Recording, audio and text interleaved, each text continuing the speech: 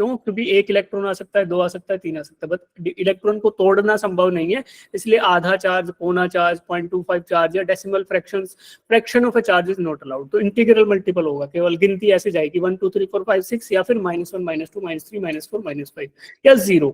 तो these are the only possibilities of charge. तो charge केवल इंटीग्रल मल्टीपल होगा, उसी प्रॉपर्टी को बोला क्वांटाइजेशन ऑफ चार्ज या फिर चार्ज इज क्वांटाइज। फिर थर्ड प्रॉपर्टी पढ़ी कि like charges repel each other, unlike charges attract each other, तो ये भी हम देख चुके बच्चों। फिर यही क्वांटाइजेशन की इक्वेशन लिख दी। फिर इसके आगे बढ़े तो दो नई प्रॉपर्टी कि charge is always associated with mass. क्यों? क्योंकि चार्ज हमेशा इलेक्ट्रॉन के होने या ना होने से होगा, तो इलेक्ट्रॉन प्रेजेंट है तो इलेक्ट्रॉन का खुद का कोई मास रहता है, इसीलिए charge is always associated with some mass. Charge is relativistically invariant. Relativistically invariant का मतलब क्या था बच्चों? कि जब आप उसको मूव कराओगे, जब आप चार्ज को कोई वेलोसिटी दोगे और वो वेलोसिटी का मैग्नीट्यूड बहुत हाई है, तब भी चार्ज जो है वो वही रहने वाला है। अब ये बात बोलने की जरूरत क्यों पड़ी? क्योंकि थ्योरी ऑफ रिलेटिविटी में सर आइजैक न्यूटन ने हमें बताया कि अगर आप किसी मास को स्पीड ऑफ लाइट के बराबर वेलोसिटी या उससे उसके लगभग इतनी तेज वेलोसिटी, यानी approximately close to the speed of light, उतना तेज किसी मास को दौड़ा दोगे, उतना तेज किसी मास को वेलोसिटी दे दोगे, तो उसका magnitude of the mass will increase. क्यों? क्योंकि इट इज रिलेटिविस्टिकली वेरिएंट, यानी कि रिलेटिविस्टिकली जितना उसकी वेलोसिटी होगी उस हिसाब से मास कम या ज्यादा महसूस होता रहेगा। तो ये कहां से आया? थ्योरी ऑफ रिलेटिविटी से। बट चार्ज पे ऐसा कोई रूल लागू नहीं होता। चार्ज अगर 1 कूलम्ब है, रेस्ट पे भी उतना ही रहेगा, चाहे स्पीड ऑफ लाइट से चल रहा है तब भी उतना ही रहेगा। तो that is why charge is relativistically invariant, यानी वेलोसिटी का कोई फर्क नहीं पड़ रहा चार्ज। ये प्रॉपर्टी देखी। Then we studied about the methods of charging, कि किस प्रकार से हम किसी ऑब्जेक्ट को चार्ज कर सकते हैं। तो उसमें बच्चे ये वाले मेथड देखे थे, charging by conduction, induction, friction, emission effect, photo electric effect, field emission. तो फ्रिक्शन वाला था कि एम्बर को रब किया गया था सिल्क क्लॉथ के साथ, तो ये हमने देखा। After that charging by conduction, कि कंडक्शन के द्वारा चार्जिंग कैसे की जा सकती है। कंडक्शन में क्या कि there is some charge particle और उसके ऊपर, एक सेकंड यार,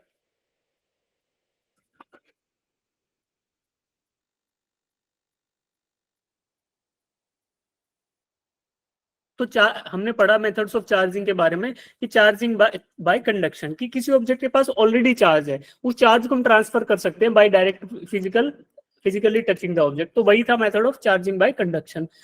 दूसरा था induction, by the presence of some highly negative या हाईली पॉजिटिव चार्ज। आप दो ऑब्जेक्ट्स पे या किसी ऑब्जेक्ट पे चार्ज इंड्यूस कर सकते हो by virtue of redistribution of the electron cloud. तो इलेक्ट्रॉन क्लाउड आपका डिस्टर्ब हो गया by the presence of highly positive या highly negative charge in the proximity of any object.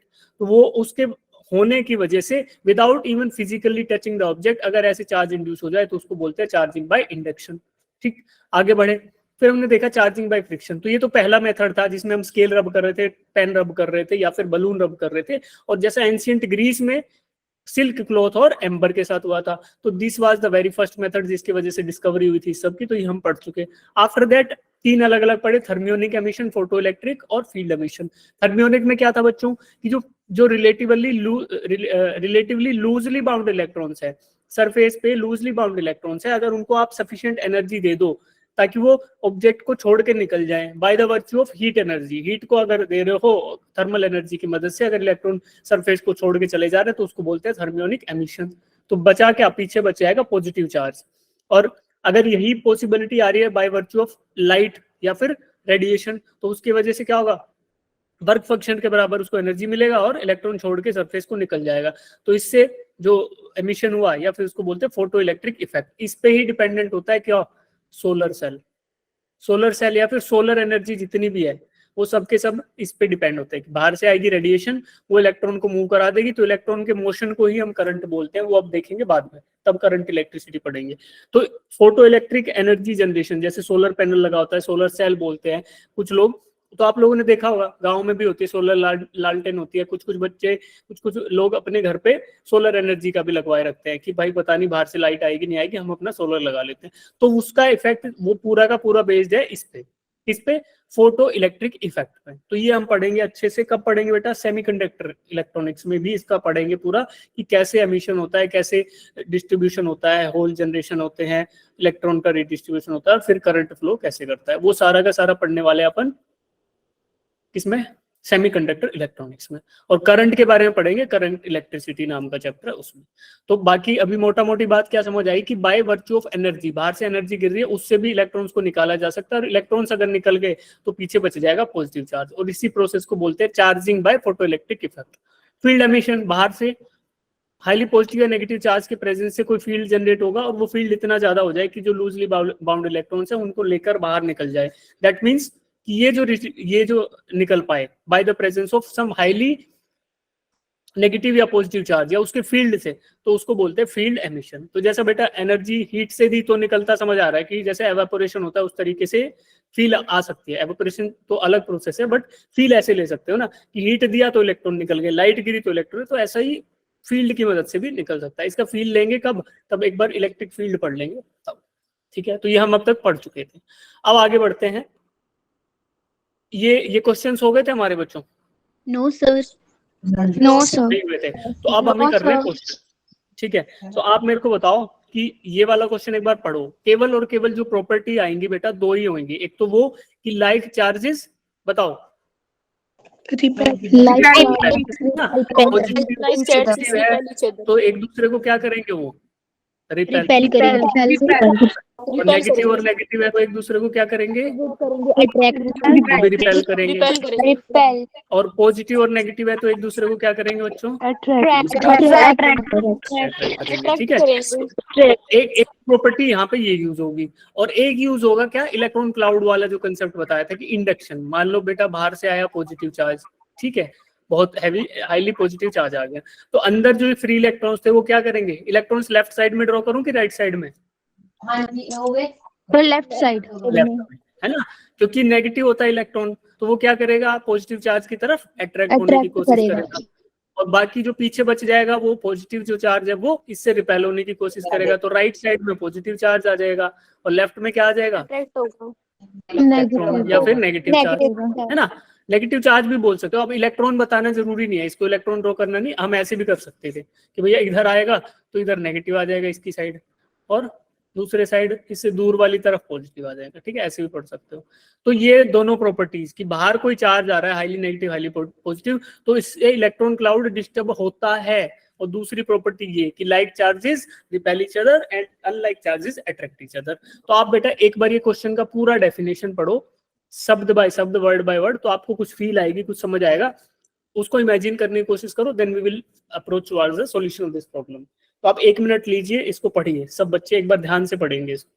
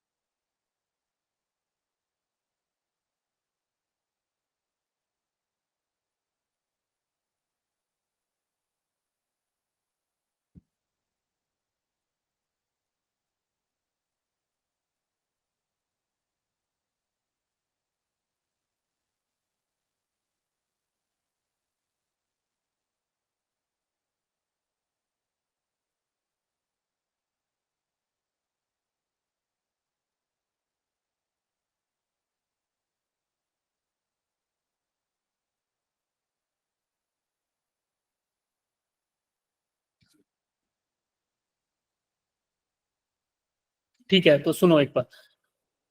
हाँ जी, हैंड रेज किया, किसी को डाउट है बच्चे?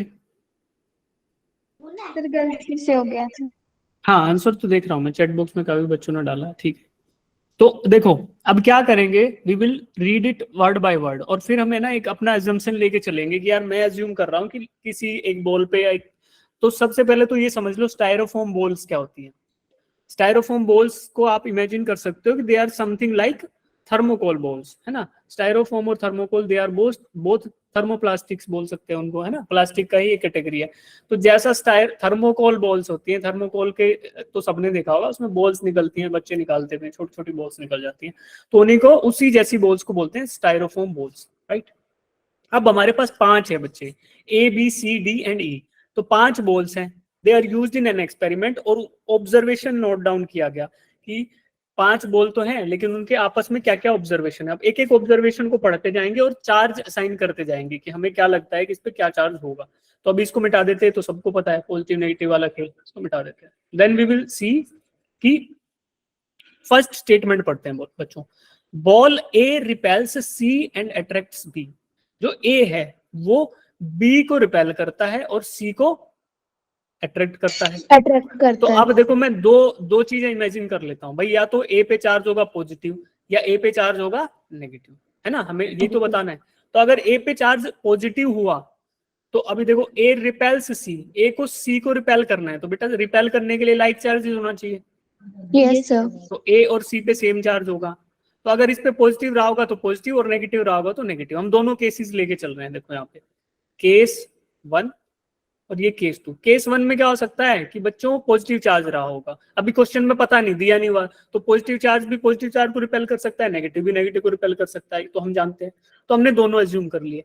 दूसरी बात क्या लिखी कि ball A attracts B, ball A को बी को अट्रैक्ट करना है, that means B should have opposite charge of A, negative. है ना। तो बेटा ये इसमें नेगेटिव आएगा और दूसरे केस में पॉजिटिव। पॉजिटिव। ठीक है, तो नेगेटिव रहा होगा तो पॉजिटिव रहेगा, तभी दोनों अट्रैक्ट करेंगे, और ये पॉजिटिव रहा होगा तो ये नेगेटिव रहना चाहिए, तभी ये अट्रैक्ट करेंगे। तो पहली स्टेटमेंट के अकॉर्डिंग हमने अपने अजम्पशंस यहाँ लिख दिए। अब जाते हैं दूसरी स्टेटमेंट पे। बॉल डी अट्रैक्ट्स बी, जो डी है वो बी को अट्रैक्ट करना चाहिए, है ना। बॉल डी अट्रैक्ट्स बी, अगर डी को बी को अट्रैक्ट करना है तो क्या होना चाहिए, अपोजिट चार्ज। Yes sir. तो ये पॉजिटिव हो गया, और अगर ये पॉजिटिव रहा होगा तो इसको होना चाहिए नेगेटिव। ठीक है, अब देखो, और ball D has no effect on E, E पे बॉल डी का कोई भी इफेक्ट नहीं है। अब कोई भी इफेक्ट ना हो, अगर ये मान लो ई नेगेटिव रहा होता तो अट्रैक्ट कर रहे होते, और अगर ये पॉजिटिव रहा होता तो ये रिपेल कर रहे होते। तो ई पे क्या मान लें, जीरो चार्ज, यानी ई इज इलेक्ट्रिकली न्यूट्रल। अब बेटा ये पॉजिटिव रहे या नेगेटिव रहे तो इलेक्ट्रिकली न्यूट्रल होना बेहद जरूरी है, अदरवाइज ये या तो अट्रैक्ट करेगा या रिपेल करेगा। तो अब तक की कहानी हमने लिख ली, यानी दोनों असम्पशन 1 और 2 के अकॉर्डिंग जो हमारी पॉसिबिलिटीज हो सकती थी वो लिख ली दोनों। ठीक है, अब जाते हैं थर्ड स्टेटमेंट पे। An negatively charged rod attracts both A and E. अब नेगेटिवली चार्ज रोड है, रोड क्या होती है बच्चों, छड़ी, है ना, डंडा, और नेगेटिवली चार्ज है, वो क्या कर रहा है, वो अट्रैक्ट कर रहा है किसको, ए और ई को। ए को भी अट्रैक्ट कर रहा है और ई को भी अट्रैक्ट कर रहा है। तो नेगेटिव और नेगेटिव चार्ज क्या, like charges can attract each other. Yes sir. नहीं कर सकते, रिपेल करेंगे। तो देखो ये रोड है, ये रोड अगर ए को अट्रैक्ट कर रही है तो हमारे पास केवल एक ही केस बच गया ना, कौन सा वाला, केस 1 या 2 सर? 1। बच्चों देखो, negatively charged rod attracts both A and E, A को अट्रैक्ट कर रहा है ये, बोथ ए। सर ये वाला तो केस 1 में है ना, अब जब ए पॉजिटिव रहेगा तभी ये अट्रैक्ट कर सकता है, तो ये वाला केस हो गया अपना गलत, तो इसको काट दें। फिर हमें पता चल गया कि इन बॉल्स पे क्या क्या चार्जेस हैं। ठीक है, तो इसको मिटा दूं अब।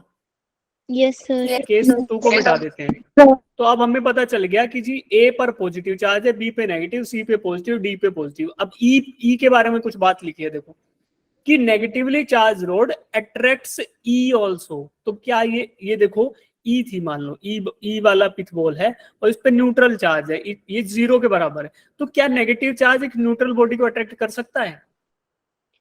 No sir. No sir.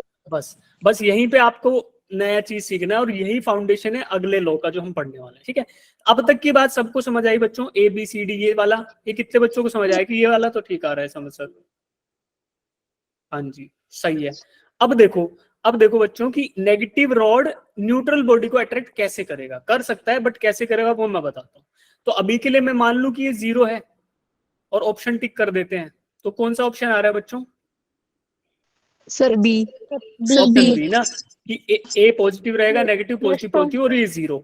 अब अभी के लिए एक बार मेरी बात मान लो कि हाईली नेगेटिव चार्ज, अब रोड लिखने का मतलब समझो इसमें ना कि इसने रोड क्यों लिखा, इन नेगेटिवली चार्ज रोड का मतलब क्या है कि बहुत सारा नेगेटिव चार्ज इकट्ठा है किसी रोड पे, तो that means the presence of highly negative charge in the proximity of any object. जैसे बच्चों यहाँ पे हाईली पॉजिटिव चार्ज था, उसकी वजह से क्या हुआ, इलेक्ट्रॉन क्लाउड क्या हो गया, रीडिस्ट्रीब्यूट, है ना।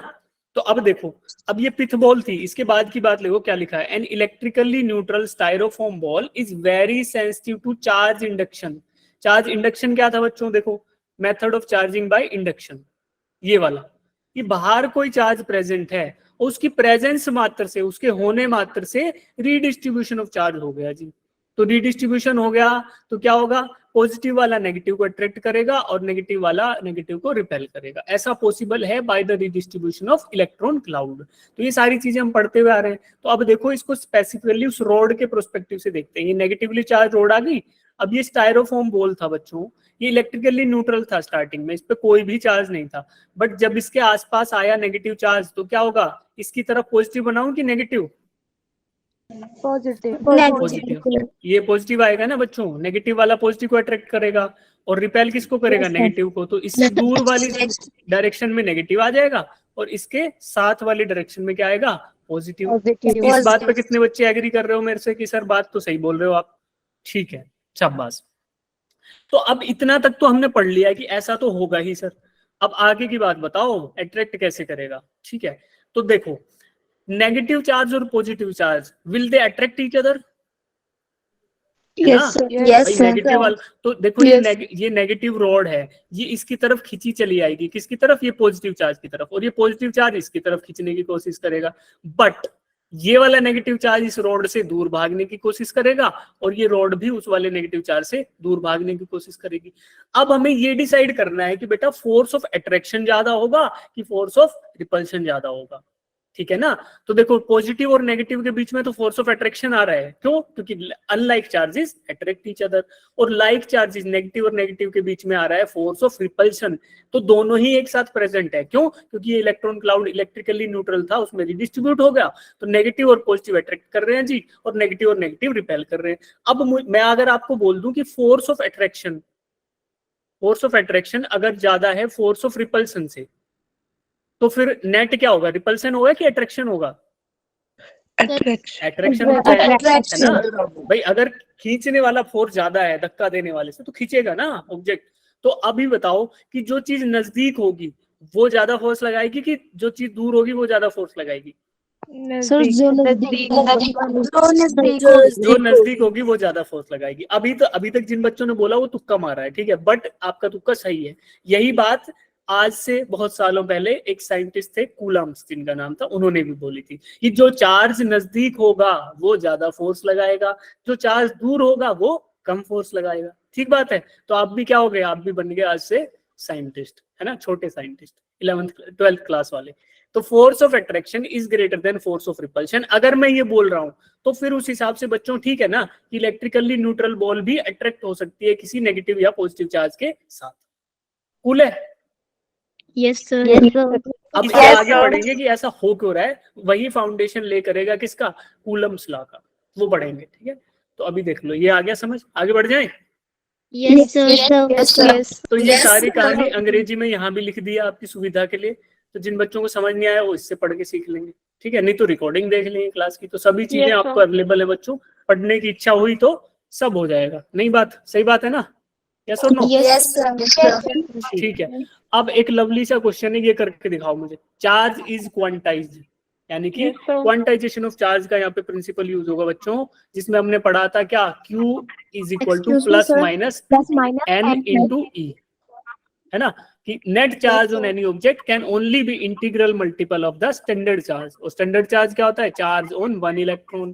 तो क्वेश्चन में दे दिया जी charge on one electron is this and the conductor has any object is charged with this much charge. तो आप बताओ कि उसमें कितने इलेक्ट्रॉन ज्यादा है कि कम है।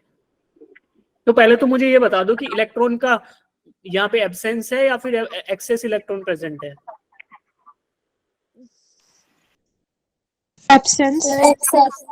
एब्सेंस है। क्यों? क्योंकि पॉजिटिव चार्ज है बच्चों। भाई इलेक्ट्रॉन होता हुआ करता था यहाँ पे, लेकिन इलेक्ट्रॉन छोड़ गया किसको, एटम को या कंडक्टर के सरफेस को। तो क्या हुआ, देखो अब सब लोग लाइन से गलत आंसर दे रहे हैं, शाबाश। इतना पढ़ाने का यही नुकसान हुआ ना। देखो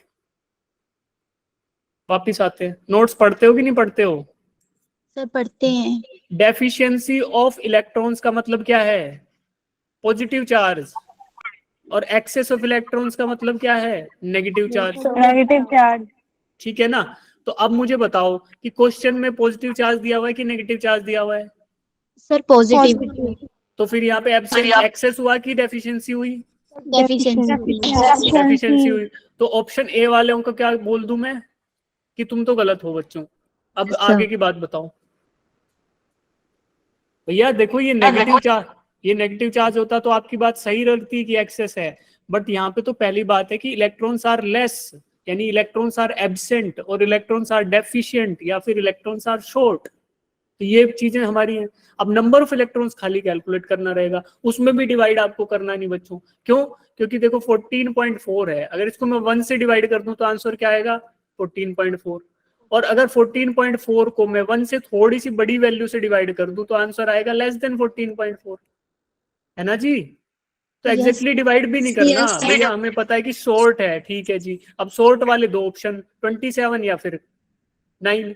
अभी 14.4 को 1.6 से डिवाइड करना है, तो मतलब 14.4 से तो छोटी वैल्यू आएगी, तो 27 लिखूं कि 9 लिखूं? 9 डिवाइड भी नहीं करना, डिवाइड भी नहीं करना। इसमें कुछ बच्चे ऐसे कर रहे होंगे 14.4 डिवाइडेड बाय 1.6 और फिर घूम जाएंगे। तो भैया हमारे पास टाइम एक्सेस होता नहीं है एग्जाम में, टाइम तो होता है लिमिटेड, और उसी लिमिटेड टाइम में हमें बहुत सारे क्वेश्चन करने रहते हैं। तो ऐसे लवली क्वेश्चंस के लिए क्या करना है? 14.4 into 10 to the power minus 19, और ऐसे करके, और इसको ऐसे करके एक बार तसल्ली हो जाए मन की कि हाँ जी कुछ हो गया, और फिर सीधा डी पे टिक कर देना है। तो ये चीजें पॉसिबल हो पाएंगी जब आप क्वेश्चन की प्रैक्टिस करोगे, आपको पता चल जाएगा एग्जामिनर कहाँ खेलता है, हम भी वहीं खेलेंगे। ठीक है ना? ठीक। अगर ये वैल्यूज बच्चे देखो ऐसी दी होती, मान लो 27 की जगह यहाँ 10 दे दिया होता या 11 दे दिया होता, तो फिर हम कैलकुलेट करके देखते, है ना? उतना हमें आइडिया नहीं लगता। बट हमें पता है यार 14 को 1.6 से डिवाइड करोगे तो सीधी बात है 14.4 से तो छोटी वैल्यू आएगी, तो 9 ही दे रखा है तो सीधा टिक मारेंगे ना। 27 तो किसी भी केस में नहीं आ सकता। और वैसे स्टैंडर्ड तरीके से देखो तो मैं आपको एक बार ये समझा भी देता हूँ। क्वांटाइजेशन ऑफ चार्ज से इस क्वेश्चन को करते हैं। जिन बच्चों को समझ नहीं आया ध्यान से सुनना, 0 से स्टार्ट कर रहा है बिल्कुल, ठीक है? एब्सेंस ऑफ इलेक्ट्रॉन का मतलब क्या होता है? पॉजिटिव चार्ज, और प्रेजेंस ऑफ इलेक्ट्रॉन का मतलब होता है नेगेटिव चार्ज। अब इसने क्या दिया? A conductor has 14.4 into 10 to the power minus 19 coulomb of positive charge. इसका मतलब क्या हुआ? इलेक्ट्रॉन है कम, इलेक्ट्रॉन है डेफिशिएंट या इलेक्ट्रॉन है शॉर्ट। तो बच्चों ए और सी तो उड़ गए, क्योंकि ये बोल रहा है कि इलेक्ट्रॉन एक्सेस में है, तो नहीं है भैया, कम है। तो केवल इनमें से हमारा आंसर आ सकता है। अब देखो, the conductor has this much charge, और चार्ज ऑन इलेक्ट्रॉन होता है 1.6 into 10 to the power 19 coulomb. अब क्वांटाइजेशन ऑफ चार्ज क्या कहता है कि charge on any object can be integral multiple of standard charge या चार्ज ऑन वन इलेक्ट्रॉन। तो क्या हो सकता है जी? Q is equal to plus minus NE। अब ये प्लस वाले की बात करें तो नेगेटिव की बात नहीं करते, हम भी प्लस की बात करते हैं। तो Q is equal to NE, और Q क्या दे रखा है? Total charge on conductor 14.4 into 10 to the power minus 19 coulomb, और ये किसके बराबर होगा? N into charge on one electron. Charge on one electron भी दे रखा है, और यूनिट भी दोनों साइड सेम दे रखी है। तो कूलम से कूलम कट जाएगा, 19 से 19 उड़ जाएगा, बचेगा क्या? N। और वही हमें निकालना है कि कितने नंबर ऑफ इलेक्ट्रॉन्स है जी। N का मतलब नंबर ऑफ इलेक्ट्रॉन ही तो था, तो N is going to be 14.4 divided by 1.6। अब उसके बाद की कहानी मैंने आपको बताई कि यहाँ डिवाइड भी नहीं करेंगे, क्योंकि 14.4 को 1 से बड़ी वैल्यू से डिवाइड करोगे तो 14.4 से छोटी वैल्यू आएगी। तो option D is the obvious choice for this one. ठीक है? अभी किसी को डाउट है तो हैंड रेज करो। No sir no sir. No sir. ठीक है, चलो जी आगे बढ़ते हैं। कुछ सर, बच्चे भाग एक्सक्यूज मी सर। हाँ जी बच्चे। सर मुझे लास्ट क्वेश्चन में डाउट था। पिछले वाले में? ओके, एक मिनट। इसमें किसी को डाउट है? No sir no sir. No sir. ठीक है बेटा, आपको है ना लास्ट में समझा दूंगा मैं। अभी किसी और बच्चे को पिछले वाले में डाउट है? नो सर ठीक है, राधिका No, sir. बेटा, रिधान है ना, रिधान, आप you can hold for the time ना। अभी सबका टाइम नहीं करेंगे यूज, उसमें आपको लास्ट में बता दूंगा। ठीक है बच्चे? हाँ जी मनोज कुमार बोलिए।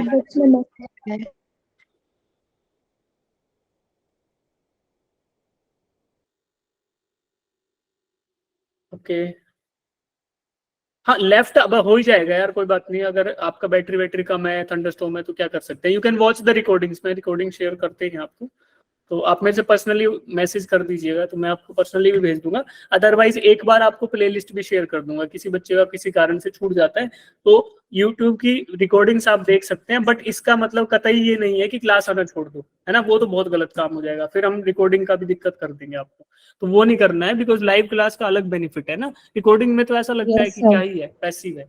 लाइव में आप डाउट पूछ सकते हो, लाइव में आप सॉल्व कर सकते हो, बात कर सकते हो, तो वो सारे बेनिफिट वहाँ खत्म हो जाएंगे, वहाँ केवल चलेगा लेक्चर, और उसमें भी बच्चे आप 1.5 पे देखोगे, कोई 2 पे देखेगा तो कुछ समझ आएगा नहीं फिर। ठीक है, अभी इससे पहले वाले में जिनको डाउट है उनको बाद में समझाऊंगा, इसमें किसी को डाउट है नहीं। चलो, तो इसी का सॉल्यूशन यहाँ दे रखा है, सेम वही तरीका जो मैंने आपको बताया। तो ये हो गया। सिमिलर क्वेश्चन ये है कि एक how many electrons will be there in 1 coulomb. तो चार्ज ऑन 1 इलेक्ट्रॉन हमें पता है जी इज इक्वल टू 1.6 into 10 की power -19 कूलम्ब। तो -19 एक कूलम्ब में कितने इलेक्ट्रॉन होंगे? 1 coulomb divided by 1.6 into 10 to the power -19। इसकी वैल्यू निकाल लो, तो जितना वैल्यू आए वही नंबर ऑफ इलेक्ट्रॉन होंगे। कर लोगे ये होमवर्क? Yes, sir. एग्जैक्टली वही तरीके का क्वेश्चन जो ये था, ठीक है, वैसा ही क्वेश्चन। तो इसको छोड़ देते हैं, आंसर 20 में है, ठीक है।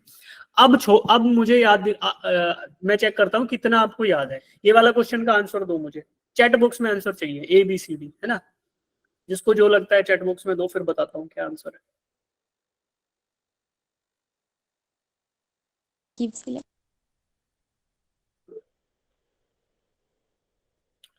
When a glass rod is rubbed with silk, it gains electrons from the silk, या फिर ये electrons it gives electrons to silk, gains proton from silk, gives protons to silk। इसमें एक एक ऑप्शन को देखेंगे। वैसे तुम लोग सही आंसर दे रहे हो भाई, ऑप्शन बी सही है तुम्हारा। ओके, अच्छा एक बात बताना, जिन लोग जो बी आंसर दे रहे हो, क्या आप मेरे को ये बता सकते हो कि डी ऑप्शन गलत क्यों है? नहीं सॉरी, सी ऑप्शन गलत क्यों है? C option, gains proton from silk. तो वो गेन नहीं करता, वो अपने इलेक्ट्रॉन उसको देता है और उसके पास पॉजिटिव चार्ज अपना खुद का रहता है। हाँ चलो रुको, एक बार मैं इसका आंसर समझा दूं आपको, फिर पूछूंगा, एड्रेस कराऊंगा, फिर एक एक करके पूछूंगा, है ना, ठीक है। तो ज्यादा टाइम नहीं लगाएंगे, 1 मिनट में ये पूछेंगे। When a glass rod is rubbed with silk cloth, तो क्या होगा? देखो बच्चों, एक कपड़ा है सिल्क का और उस पर रब किया गया किसको? ग्लास रोड को। तो आप मुझे बताओ कि कौन सा वाला नेगेटिवली चार्ज होगा? सर जो सर सिल्क नेगेटिवली चार्ज ठीक है, अभी मैं ये बोलता हूँ कि वो वाला नेगेटिवली चार्ज होगा जो कि मोर इलेक्ट्रोनेगेटिव होगा, यानी जिसकी एफिनिटी फॉर इलेक्ट्रॉन ज्यादा होगी। तो अभी हमें पता है कि ग्लास और सिल्क पेयर में ग्लास ही ज्यादा इलेक्ट्रोनेगेटिव होगा, तो सिल्क ज्यादा इलेक्ट्रोनेगेटिव होगा। इसका मतलब क्या हुआ कि सिल्क जो है ग्लास के सरफेस वाले इलेक्ट्रॉन्स को अपनी तरफ अट्रैक्ट करके अपने सरफेस पे चिपका लेगा। जब आप ग्लास को रब करोगे सिल्क के साथ, तो क्या होगा कि ग्लास के सरफेस पे जो इलेक्ट्रॉन्स थे उसने क्या किया? सिल्क ने अपने ऊपर चिपका लिया, because silk was more electronegative, या फिर एफिनिटी जो अट्रैक्शन फोर्स था इलेक्ट्रॉन्स के प्रति वो सिल्क के पास ज्यादा था, ठीक है। अब ये बताओ कि इसके इलेक्ट्रॉन्स ही इधर क्यों गए भैया? इसके इलेक्ट्रॉन्स ही इधर क्यों ट्रांसफर हुए? सिल्क के प्रोटॉन इधर क्यों नहीं आ गए? सिल्क कपड़े के प्रोटॉन ही इसके पास क्यों नहीं आ गए? भाई हम ये क्यों बोल रहे हैं कि ग्लास के इलेक्ट्रॉन इस पे शिफ्ट हुए हैं? हम ये क्यों नहीं बोल रहे कि सिल्क के प्रोटॉन ग्लास पे आ गए? तो अगर सिल्क के प्रोटॉन ग्लास पे आ जाते तब भी तो ये पॉजिटिव चार्ज होता सर, क्योंकि प्रोटॉन्स का ट्रांसफर नहीं होता। सर जो बेसिकली प्रोटॉन का एरिया वाइज भी एक्यूमुलेट वो स्मॉल रीजन में करेगा। ठीक है, और कोई बताएगा इसके अलावा कोई बात? Sir size of proton is very large as compare to electron. बिल्कुल सही बात है, और बताओ? Sir area where proton basically accumulate. जब हम लोग एक एटॉमिक मॉडल बनाते हैं, हमने इतना अच्छा पढ़ा हुआ है केमिस्ट्री में, और पढ़ोगे 11th में पढ़ ही लिया होगा वैसे, तो ये बताओ कि अंदर कौन होता है और बाहर कौन होता है? सर जो इलेक्ट्रॉन बाहर होता है ना। और जब हमारी रिएक्शंस होती हैं तब भी रिएक्शन में क्या होता है कि आउटर मोस्ट ऑर्बिटल को मोर इक्विलिब्रियम स्टेट में लाने की कोशिश करता है, तभी हमारे covalent bond, ionic bond, reaction जितना भी सब वही होता है ना भाई। आउटर मोस्ट ऑर्बिटल में अपने इलेक्ट्रॉन पूरे गिनती पूरी करता है, जो हम वो पढ़ते हैं, क्या पढ़ते हैं, 1s2 2s2 है ना अपना, क्या बोलते हैं यार उसको, मैं नाम भूल रहा हूँ, इलेक्ट्रॉनिक कंफर्मेशन। हाँ इलेक्ट्रॉनिक इलेक्ट्रॉनिक, तो इलेक्ट्रॉनिक कन्फिग्रेशन में हम पढ़ते हैं 1s2 2s2, फिर p ऑर्बिट आ गया, फिर s आ गया, ऐसे आता है। तो s सबसे पहले आएगा, फिर p, फिर d, फिर f, ये सब आता है ना। तो आप ये नोटिस करो कि वहां पे हम ये एनर्जी लेवल्स डिफाइन कर रहे हैं, किसके, इलेक्ट्रॉन्स के, और जो जितना अंदर है s लेवल पे जो है वो उसके पास बहुत ज्यादा एनर्जी है, वो जाएगा नहीं छोड़ के। और आप उन सब के नीचे s वाले ऑर्बिटल के भी अंदर क्या है, प्रोटॉन और न्यूट्रॉन, किसमें, न्यूक्लियस में। तो प्रोटॉन अकेला है ही नहीं भाई, न्यूट्रॉन के साथ बंधा हुआ है, और इलेक्ट्रॉन उसके न्यूक्लियस में है, तो वो जा ही नहीं सकता। जाने की पॉसिबिलिटी केवल और केवल इलेक्ट्रॉन के पास है, और वो भी आउटर मोस्ट ऑर्बिट वाले ज्यादातर, है ना। तो दैट इज वाई इलेक्ट्रॉन्स हमेशा ट्रांसफर होंगे, और इलेक्ट्रॉन की एब्सेंस को ही हम पॉजिटिव चार्ज बोलते हैं। ये हमने अब तक पढ़ा। शाबाश, आप काफी बच्चों ने अच्छा बताया। कुछ बच्चों के मन में विचार आ रहे होंगे, उन्होंने बताया नहीं होगा, तो उनके भी मैं एक्सेप्ट करता हूँ आपका आंसर कि ठीक है भाई, तुम्हारा आंसर भी सही है। तो जिन बच्चों को ये आ रहा होगा कि हाँ यार प्रोटॉन भी तो जा सकता था, उनके शंका समाधान हो गया है। That means option B is correct. ठीक है, अब आगे से कोई बोलेगा तो कि प्रोटॉन जाएगा, तो उसको बोलना है कि नहीं जाएगा। ठीक है, चलो यस अब ऑप्शन बी सही है, अंग्रेजी में वही आंसर यहाँ लिखा हुआ है, सब लोग पढ़ लेंगे इसको। चलें जी, आगे बढ़ते हैं। अब मुझे ये वाला क्वेश्चन और बता दो, what is the major difference between charging by induction and charging by conduction. Conduction के द्वारा चार्ज किया जाए और इंडक्शन के द्वारा चार्ज किया जाए, दोनों में क्या क्या डिफरेंसेस हैं जी। लेफ्ट साइड लिख रहा हूं कंडक्शन, जिनको पता है हैंड रेज करना, एक एक करके पूछेंगे।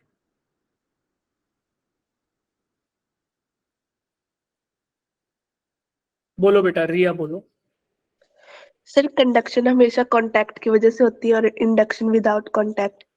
ठीक है, इधर होना चाहिए भैया फिजिकल कांटेक्ट, और इधर नो कांटेक्ट इज रिक्वायर्ड।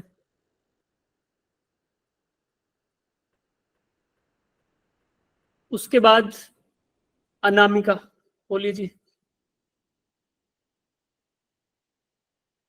यही था क्या तुम्हारा भी? Electron sir, positively charge rod को ना वो इलेक्ट्रॉन फ्लो कर सकता है, कंडक्शन। ठीक है, चलो ठीक है, आपका थोड़ा बहुत सही है, लेकिन मैं इसका करेक्ट आंसर लिखूंगा इधर। ठीक है, मान सिंह बताओ बच्चे। कंडक्शन में सर नेगेटिवली ग्राउंडिंग में चला जाता है। कंडक्शन में क्या होता है, नेगेटिव? सर कंडक्शन में ना इलेक्ट्रॉन्स जो होते हैं वो रॉड में पॉजिटिवली में चले जाते हैं ना, और जो इंडक्शन में होते हैं वो ग्राउंडिंग में चले जाते हैं इलेक्ट्रॉन्स। ना ना ना ना ना ना, गलत। ओके, विशाल। सर जो इंडक्शन में होता है वो current, sir the current in both the conduction flow in same direction. Sir और इंडक्शन में ये होता है कि वो ऑपोजिट डायरेक्शन में जाता है। नहीं भाई, तुम शब्द यूज क्यों कर रहे हो? अगर करंट का इस्तेमाल करना होता तो मैं ही नहीं तुम्हें करंट बताता अभी कि करंट करंट करंट नहीं, करंट का यूज नहीं करना। We are studying charging method of charging by induction and by conduction. ठीक है, रुको, तुम्हारे अंदर जो ख्याल आ रहे हैं वो सही है, मुझे पता है, बट उनको शब्द देना भी जरूरी है बच्चों। रुको, ओके, रिदान आप बताएंगे बच्चे। तो कंडक्शन में बेसिकली शेयरिंग ऑफ चार्ज होती है और इंडक्शन में सेपरेशन ऑफ चार्ज होता है। ये बात कि इसमें क्या होता है, कंडक्शन में प्रीवियसली चार्ज्ड ऑब्जेक्ट होना चाहिए, कि किसी एक के पास चार्ज है, वो दूसरे को ऑब्जेक्ट को फिजिकल कांटेक्ट के द्वारा चार्ज ट्रांसफर कर रहा है ना। Yes sir. सही बात है, प्रीवियसली चार्ज्ड यस सर। होना चाहिए। हिंदी मेरी इतनी अच्छी है नहीं। अरे भैया हो गई गड़बड़। ओ, छोटे ही की मात्रा आएगी बड़े की? अभी बड़े की लगा सर देते। छोटे की याद। ठीक है, कोई नहीं, बर्दाश्त कर लो इसको, कोई बात नहीं। तो प्रीवियसली चार्ज होना चाहिए, और इसमें क्या होगा, यहाँ पे चार्ज का रीडिस्ट्रीब्यूशन होगा बच्चों, रीडिस्ट्रीब्यूशन या फिर सेपरेशन, है ना, redistribution of charge without physical contact, no physical contact is required. Anamika बताएंगे बच्चे।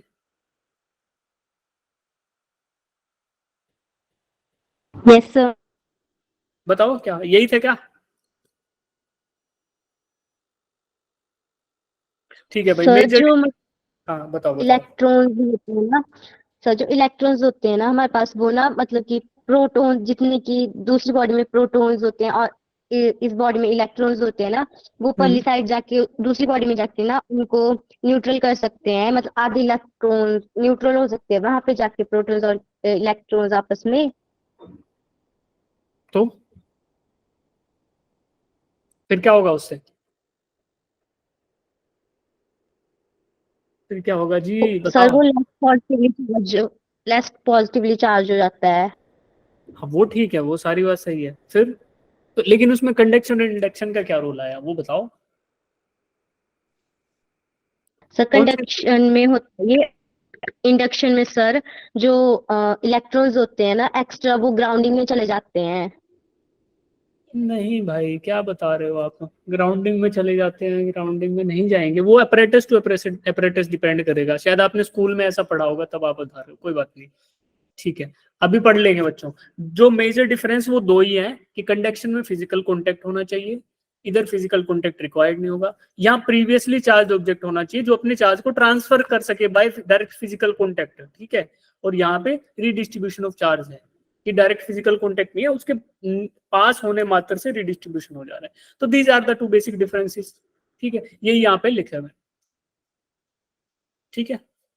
हाँ एक चीज ये भी थी कि इंडक्शन में जो चार्ज इंड्यूस होगा वो से हमेशा अपोजिट नेचर का होगा। सर इसका नेट चार्ज क्या होगा, वो जीरो होगा ना, मतलब किसी ऑब्जेक्ट में? हाँ दोनों को ऐड करोगे तो नेट तो बेटा, नेट तो जीरो ही रहेगा। क्यों? क्योंकि आइसोलेटेड सिस्टम की बात हम जब कर रहे हैं कि net charge in this universe is conserved, कि नया चार्ज बना नहीं सकते ना डिस्ट्रॉय कर सकते, तो नेट तो यहाँ कंजर्व्ड ही रहेगा। रिडिस्ट्रीब्यूशन कर रहे हो, अगर किसी तरीके से वापस ले आओ तो दोबारा न्यूट्रल हो जाएगा। Yes sir.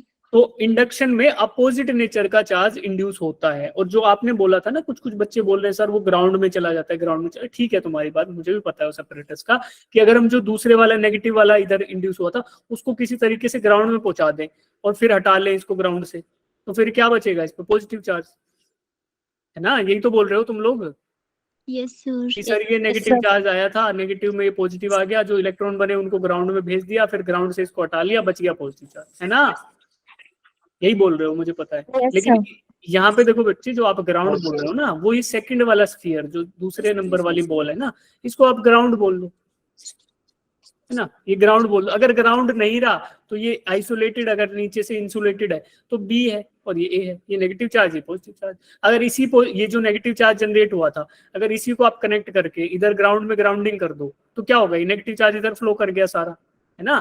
फ्लो करने की वजह से फिर यहाँ उसको ग्राउंड को हटा दो, जैसे इसने आपने यहाँ से इसको हटाया, ऐसे ग्राउंड वाले वायर को हटा दो तो क्या होगा? फिर नेट पॉजिटिव आ जाएगा। तो ये वाला सेकंड वाला बी पे कुछ नहीं आएगा, बी सिर्फ ए बचेगा पॉजिटिव चार्ज। तो उस केस में बोलेंगे कि the charge induced on object is of opposite nature, कि ये पॉजिटिव था या नेगेटिव था। तो वो पॉसिबिलिटी है। अपरेटस टू अपरेटस जो हमने पढ़ा उसमें ऐसा नहीं है, जो बुक्स में दिया होता है कई जगह ये भी दिया होता है कि ग्राउंड में चार्ज चला जाता है। कोई बात नहीं, आपको समझ आया, वो ज्यादा इंपॉर्टेंट, ठीक है। क्वेश्चन कर पाओ वो ज्यादा इंपॉर्टेंट है। अपरेटस और वो चीजें अलग अलग हो सकती है, ठीक है। डिफरेंस ही था तो हम जान गए वो चीज। और यहाँ पे क्या होगा? कंडक्शन है। अब मेरे पास पॉजिटिव चार्ज है तो मैं दूसरे को पॉजिटिव चार्ज ही दूंगा, मेरे पास नेगेटिव चार्ज है तो मैं नेगेटिव चार्ज ही दूंगा। क्यों? क्योंकि डायरेक्ट फिजिकल कांटेक्ट के द्वारा प्रीवियसली चार्ज ऑब्जेक्ट अपना चार्ज ट्रांसफर कर रहा है। पॉजिटिव है तो पॉजिटिव ही करेगा, नेगेटिव है तो नेगेटिव ही करेगा। तो यहाँ चार्ज का नेचर है वो सेम नेचर ऑफ चार्ज रहेगा। तो यही इसमें मेजर डिफरेंसेस है। ये तीनों डिफरेंस यहाँ लिखे हैं, आप पढ़ लेंगे, ठीक है। एक्सक्यूज मी सर, हाँ जी बच्चे, कौन बोल रहा तो था ये जी? हो सकता है कि कंडक्शन में अमाउंट ऑफ चार्ज डिक्रीज करता है due to distribution of charges, हाँ क्या बोल और नहीं क्या? Induction remain constant. नहीं नहीं नहीं, देखो डिस्ट्रीब्यूशन, बच्चों देखो डिस्ट्रीब्यूशन और रीडिस्ट्रीब्यूशन ये दोनों वर्ड अलग अलग है, इनका सेंस थोड़ा सा अलग है। तो अगर डिस्ट्रीब्यूशन बोलते हो तो क्या होगा? अब आपने टच करा, चार्ज इस पे ट्रांसफर हो गया तो डिस्ट्रीब्यूट हो गया, बट गया भाई एक दूसरे पे। और रीडिस्ट्रीब्यूशन का मतलब जनरली हम जिस सेंस में यूज करते हैं वो ये है कि इकट्ठा था उसको दूर दूर कर दिया तो रीडिस्ट्रीब्यूट कर दिया, ठीक है।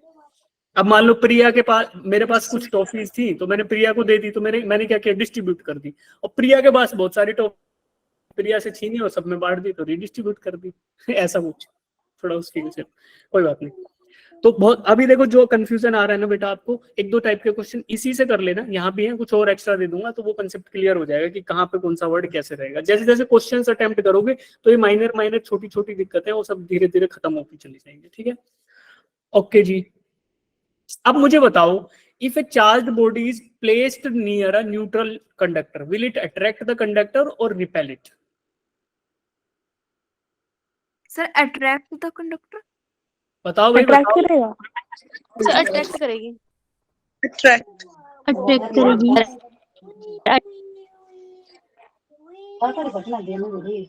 क्यों? अपोजिट क्योंकि न्यूट्रल चार्ज बॉडी में पॉजिटिव चार्ज और नेगेटिव चार्ज तो दोनों मुझे में। ये बताओ, ये पॉजिटिव वाला ये नेगेटिव वाला अट्रैक्ट करेगा, ये पॉजिटिव और ये पॉजिटिव Yes. रिपेल करेंगे। तो but force of attraction will be greater than force of repulsion. अभी तुम्हें साइंटिस्ट बनाया था थोड़ी देर पहले मैंने, तुम सब कूलम्स के भाई बहन हो गए हो, तो उन्होंने भी यही बात बोली थी, आप लोगों ने भी यही बोली, तो अभी हमें समझ आता है कि इट विल अट्रैक्ट। अब देखो ये पॉजिटिव था तो बच्चों ऐसे हो जाएगा तो अट्रैक्ट होगा, और अगर यही नेगेटिव रहा होता तो क्या होता, ये चार्ज नेगेटिव होता। रिपेल नहीं रिपेल नहीं करता बट बेटा रिपेल नहीं करता, रुको, पॉजिटिव वालों तब को। भी अट्रैक्ट करेगा। तो क्या होगा, इधर पॉजिटिव आ जाएगा और दूसरी साइड क्या चला जाएगा, नेगेटिव। तो नेगेटिव। जब अगर बाहर वाला चार्ज नेगेटिव होगा ना तो उसकी वजह से रिडिस्ट्रीब्यूशन इसी तरीके से होगा कि नेगेटिव नेगेटिव दूर हो जाएंगे और पॉजिटिव पॉजिटिव इधर आ जाएंगे। अब बताओ, अब फिर ये नेगेटिव और पॉजिटिव अट्रैक्ट करेंगे तो ये नजदीक है तो इनका फोर्स ऑफ अट्रैक्शन ज्यादा रहेगा और इनका फोर्स ऑफ रिपल्शन कम रहेगा, तो ऐसे होगा, फिर भी अट्रैक्ट ही करेगा। तो it does not depend upon the sign of the charge. अगर बाहर कोई भी चार्ज आता है किसी इलेक्ट्रिकली न्यूट्रल कंडक्टर, अब देखो एक एक शब्द का मतलब है। जब मैंने आपको बताया था थर्मल और इलेक्ट्रिकल कंडक्टर, तो उनमें क्या बताया था कि फ्री इलेक्ट्रॉन्स का प्रेजेंस है, तो फ्री इलेक्ट्रॉन्स के प्रेजेंस की वजह से ही इलेक्ट्रॉन क्लाउड डिस्टर्ब होता है। भैया इलेक्ट्रॉन तभी तो इधर उधर जा सकते हैं when they are free to move, if they are not free to move तो वो डिस्ट्रीब्यूट नहीं होंगे। तो कंडक्टर्स जो इलेक्ट्रिकल कंडक्टर्स होते हैं उनकी खास बात यही होती है कि इनके अंदर फ्री इलेक्ट्रॉन्स होते हैं, और ये फ्री इलेक्ट्रॉन्स ही ऐसा रिडिस्ट्रीब्यूशन पॉसिबल कराते हैं। क्यों? क्योंकि इधर से इधर वाले उछल के लेफ्ट साइड राइट साइड में आ गए कूद के, तो ये दूर चले गए जी, तो दूर चले गए तो इनका फोर्स ऑफ रिपल्शन थोड़ा सा कम हो गया in comparison to the force of attraction that is in between this negative charge and this positive charges. तो ये फोर्स ऑफ अट्रैक्शन थोड़ा सा ज्यादा होगा, बहुत माइन्यूट डिफरेंस होने वाला है, बहुत हैवी डिस्टर्बेंस नहीं आएगा, बहुत थोड़ा सा, बट है तो सही। थ्योरेटिकली तो बोलेंगे ना कि यार इट विल अट्रैक्ट, बोलेंगे, करता है, सही है। बढ़ जाए आगे बच्चों। Yes yes yes sir. अभी देखो समझ नहीं आ रहा तो तुरंत एक बार बता दो कि सर ये चीज समझ नहीं आ रही। तुम क्वेश्चन पेपर आए या एग्जाम आएगा तो उसमें गड़बड़ नहीं करना, क्योंकि हमें क्या करना है, सेलेक्ट होना है बच्चों, है ना। कितने बच्चों को सेलेक्ट होना है? हाँ जी, नीट में कितने बच्चों को सेलेक्ट होना है बताओ। हम 47 थे, देखो अब कितनी गंदी बात है, 47 बच्चे आ गए थे तुम क्लास में, अभी कितने बच गए हो? 39। तो पहले ही इसको माइनस कर लो, कितने 8 बच्चे हैं, उनका तो कहीं होना नहीं। तो ऐसे बीच में नहीं जाया करो, अगर कुछ इंपॉर्टेंट काम है तो आए मत करो, फिर छोड़ ही दो कोचिंग, कोई बात नहीं। हाँ जी, सबको सेलेक्ट होना है, शाबाश, ठीक है। तो अब एक क्वेश्चन और देखते हैं, यही बात यहाँ लिखी हुई है, बट इसको पढ़ने के बजाय दुखी होने से अच्छा है कि जो मैंने आपको बता दिया वही समझ आ जाएगा, ठीक है बच्चों। अब देखो आगे बढ़ते हैं, अब बात करते हैं कूलम्स लॉ की। कूलम्स लॉ, ओके हमारा टाइम हो गया तो इसको स्टार्ट नहीं करेंगे, थोड़ा बेसिक इंट्रोडक्शन दे देता हूँ क्या है ये। कि कूलम्स लॉ, कूलम्स एक साइंटिस्ट थे। जो बात आपने मुझे बोली इस फिगर को देख के कि सर ये पॉजिटिव वाले नजदीक हैं तो अट्रैक्ट करेंगे और ज्यादा फोर्स से करेंगे, नेगेटिव वाले दूर हैं तो रिपेल करेंगे और कम फोर्स से करेंगे रिलेटिवली। अब मुझे कोई एक बात और बता दो, फिर मैं समझ जाऊंगा कि तुम बात समझ गए हो ढंग से। ये पॉजिटिव जो चार्ज है और ये नेगेटिव चार्ज है, क्या ये दोनों बराबर होने वाले हैं मैग्नीट्यूड में? Yes sir. Yes sir. कितने बच्चों को ये बात समझ आती है कि सर ये इलेक्ट्रिकली न्यूट्रल था जी, पहले न्यूट्रल था। न्यूट्रल का मतलब इसमें पॉजिटिव और नेगेटिव चार्जेस की संख्या बराबर थी, number of positive charges and number of negative charges they were equal. तो इक्वल थे बट इकट्ठे थे, but it was a conductor, conductor होने की वजह से there were free electrons, electron थे, घूम रहे थे मस्ती में एकदम बराबर, बट जब उनके पास बाहर से उनको चार्ज पता चला तो उन्होंने कहा अरे भागो, दूर भागो, नेगेटिव चार्ज आया, तो दे लेफ्ट दैट स्पेस और राइट साइड में शिफ्ट हो गए। तो लेकिन इनिशियली तो न्यूट्रल थे, तो जितने इलेक्ट्रॉन शिफ्ट होंगे उसके पीछे उतने ही तो जो पॉजिटिव चार्ज है वो बचने वाले हैं, यानी कि होल्स बोले या उनको प्रोटॉन्स बोले, तो उतने ही बचेंगे जितने इलेक्ट्रॉन शिफ्ट हुए। तो जितने नंबर ऑफ इलेक्ट्रॉन शिफ्ट हुए उतने ही number of positive charges generate हुए। तो नंबर ऑफ नेगेटिव चार्जेस और नंबर ऑफ पॉजिटिव चार्जेस, या फिर बोले क्वांटिटी ऑफ नेगेटिव चार्ज या quantity of positive charge, they are going to be equal. सही बात है? Yes, sir. इसी बात के बाद न्यूटन कूलाम से एक साइंटिस्ट हुए थे, उन्होंने ये बातें ऑब्जर्व करी बाय एक्सपेरिमेंटल ऑब्जर्वेशन। तो उन्होंने एक्सपेरिमेंट्स किए, देखो अब बोलेगा कहाँ से आया, तो एक्सपेरिमेंट से आया। जैसे न्यूटन सर ने क्या ग्रेविटी की खोज की थी, किससे? तो उनके सर पे एप्पल गिरा, फिर उन्होंने 2-4 चीजें गिरा के देखी, फिर उनको पता चला कि यार ग्रेविटी नाम की कोई चीज होती है। मैं बता देता हूँ, फिर बच्चों को पढ़नी पड़ेगी, तो कितनी अच्छी बात हुई है ना। ऐसे कूलाम सर ने एक्सपेरिमेंट्स किए, तो उन्होंने देखा और उन्होंने 2 बातें बोली। ये बात बहुत डीप में डिस्कस करने वाले हैं, बट अभी के लिए जाने से पहले सुन लो कि बट उन्होंने क्या कहा कि जो फोर्स है, अभी तक हमने बोला बच्चों की, हम बार बार स्टेटमेंट यूज करते आ रहे हैं ना कि like charges repel each other, unlike charges attract each other. अब अट्रैक्शन और रिपल्शन किस चीज से पॉसिबल हो सकता है भाई? फोर्स से। भाई अगर मैं फोर्स लगाऊंगा तभी तो रिपेल करूंगा, या फोर्स अपनी तरफ खींचूंगा तो मैं तभी तो अट्रैक्ट करूंगा। तो वो फोर्स किसके बराबर होगा? तो कूलाम साइंटिस्ट ने बोला कि force is directly proportional to Q1 and Q2, कि जितना ज्यादा चार्ज होगा जी उतना ही ज्यादा फोर्स होगा। वही आप बोल रहे हो है ना कि सर जितना ज्यादा चार्ज उतना ज्यादा फोर्स, क्योंकि लॉजिकल है भाई। तो उन्होंने कहा कि द फोर्स ऑफ अट्रैक्शन और force of repulsion between 2 point charges is going to be equal, is going to be directly proportional to the product of the magnitude of the charges। तो ये बात आई। और दूसरी बात उन्होंने बोली कि जितना दूर होगा ना पॉइंट चार्जेस, उतना ही फोर्स ऑफ रिपल्शन कम होगा या फोर्स ऑफ अट्रैक्शन कम होगा। तो उसको दूसरे शब्दों में बोला F is directly proportional to 1/r, या फिर बोले इसको कि फोर्स जो है वो इनवर्स स्क्वायर लॉ के हिसाब से वेरी कर रहा है। इनवर्स मतलब 1/r², और स्क्वायर लॉ है तो ये r² होगा। तो इस हिसाब से वेरी कर रहा है, जितना ज्यादा डिस्टेंस होगा उतनी r की वैल्यू ज्यादा होगी, r की वैल्यू ज्यादा तो 1/r² की वैल्यू कम, तो इसी के डायरेक्टली प्रोपोर्शनल है। इसका मतलब फोर्स उतना ही कम होता चला जाएगा, जितनी दूरी बढ़ती जाएगी उतना फोर्स कम होता जाएगा। ये दोनों बातें बोली किसने? कूलाम्स ने। और इन दोनों बातों को इकट्ठा करके लिख दें तो इसको बोलते हैं F is directly proportional to Q1 Q2 upon r²। ठीक बात है? इसको पूरा डिटेल में पढ़ेंगे। तो अभी बच्चों हमारी क्लास है क्या? इधर संडे से पहले क्लास नहीं है, तो क्या हम एक एक्स्ट्रा क्लास ऑर्गेनाइज कर लें? तो हाँ जी, ठीक है। तो ईद की छुट्टी है तुम्हारी, बताओ। हाँ ये बताएंगे इनवर्स स्क्वायर क्यों होता है, ये भी बताएंगे। और जब इसको पूरा डिटेल में पढ़ेंगे, अभी कोई ये ना मान ले कि सर ने ये बात पढ़ा दी है, सर ने बस इसका नामकरण किया है। बहुत अच्छे से पढ़ेंगे, इतना पढ़ाऊंगा कूलम्स लॉ कि बोल दो कि सर अब अगले टॉपिक पे ले चलो, दिमाग खराब हो रहा है। ठीक है, कोई दिक्कत नहीं। अभी देखो मुझे ये बताओ कि कब है तुम्हारी छुट्टी, फ्राइडे को है कि सैटरडे को है? सर सैटरडे सैटरडे को आप मेरे से कितना बजे मिलना चाहोगे? Sir morning. कितने बच्चे बोल रहे हैं सर सुबह के टाइम नहीं रहेगा?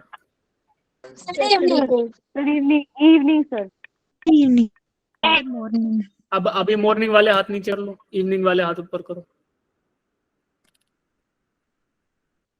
ठीक है, कोई ऐसा बच्चा है जिसको फोन का बहुत बड़ा इशू है कि सर फोन नहीं हो पाएगा, बस दिक्कत ये है, मैं तो कर लूं क्लास?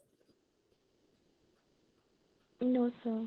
सब लोग हाथ नीचे करो, केवल वो रखो जिनको फोन का दिक्कत है। ठीक है, किसी को भी नहीं है दिक्कत फिर फोन का। तो भैया अब हम बात करते हैं कि जो अभी जो चुनाव हुए हैं उनमें बहुमत आया है मॉर्निंग वालों का। ठीक है, तो आप बहुमत की सरकार बनाते हैं और we will do some class in the morning, sometime in the morning on Saturday. ठीक है बच्चों, तो सैटरडे को we will be conducting extra class to finish this Coulomb's law before our Sunday exam, क्योंकि संडे एग्जाम का जो syllabus भेजा है बच्चों उसमें मैंने भेज दिया है कि हम कूलम्स लॉ तक का टेस्ट ले लेंगे। तो मैं बिल्कुल ये नहीं चाहता